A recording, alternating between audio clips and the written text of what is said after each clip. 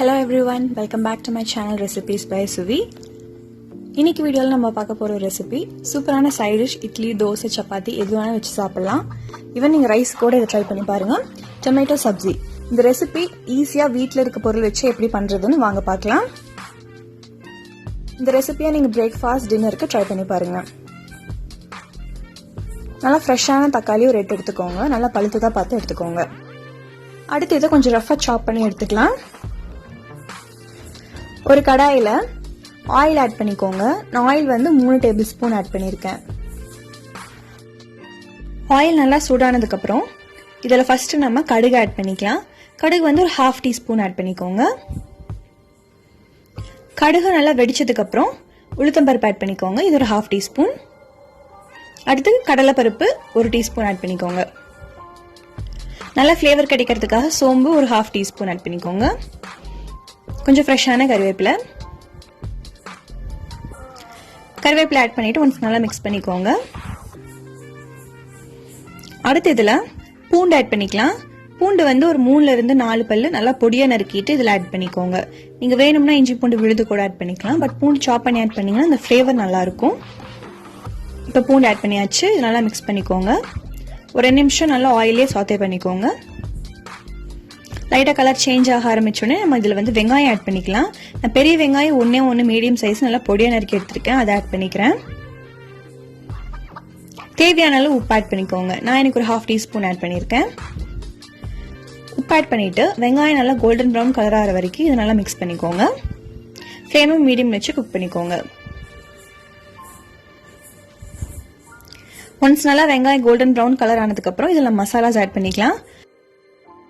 First மஞ்சள் தூள் 1/4 teaspoon, Kashmiri மிளகாய் தூள் 1 டீஸ்பூன் ஆட் பண்ணிக்கோங்க. காஷ்மீரி மிளகாய் தூள் இல்லைன்னா நார்மல் மிளகாய் தூள் ஆட் பண்ணிக்கோங்க. கரம் மசாலா 1/2 டீஸ்பூன். அவ்வளோதான். இப்போ இது மூணையும் நல்லா வெங்காயத்தை கூட நல்லா மிக்ஸ் பண்ணிக்கோங்க. உங்களுக்கு காரம் இன்னும் கொஞ்சம் தேவைப்பட்டா ஆட் பண்ணிக்கோங்க. இப்போ நல்லா மிக்ஸ் பண்ணியாச்சு.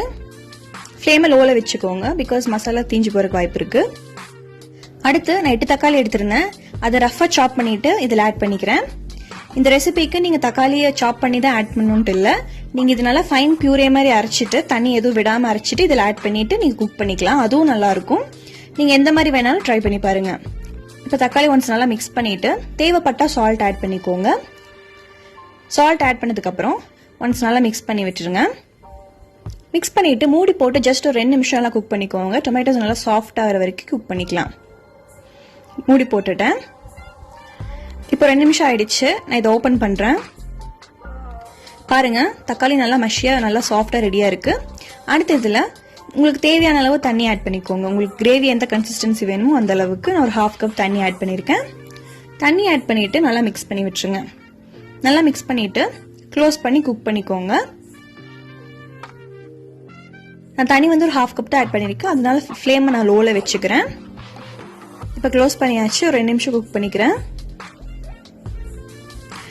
இப்போ ஓபன் பண்றேன்.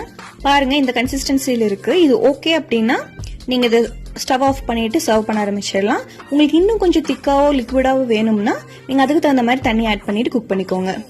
இப்போ ஃபைனலா கொஞ்சம் கொத்தமல்லி தழை நல்லா ஃபைன் சாப் பண்ணிட்டு ஆட் பண்ணிக்கோங்க. அவ்வளவுதான். ரொம்ப ரொம்ப ஈஸி அண்ட் குவிக்கான ரெசிபி டொமேட்டோ சப்ஜி இப்போ ரெடி ஆயிடுச்சு. இந்த ரெசிபி நீங்க இட்லி தோசை சப்பாத்தி ரைஸ் கூட வச்சு சர்வ் பண்ணுங்க. ரொம்ப சூப்பரா இருக்கும். எப்படி இருக்குன்னு கமெண்ட்ஸ்ல சொல்லுங்க.